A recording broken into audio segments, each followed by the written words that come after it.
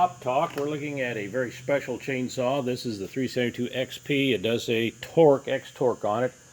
It is a limited edition built by the chainsaw guy. It has the 75cc OEM big block engine put into it. It has decked, ported, and timing changed, unlimited coil, and is not designed for any type of wood cutting. It will be disabled at the end of the video and sold for parts. These were highly sought after. They're the last of the true muscle saws. It has the dual port muffler and the features we spoke about. It is a very high performance chainsaw, but these are sold disabled, not to be used for any type of wood cutting. If you have any questions on these or would like to get your hands on a parts saw, there's the information.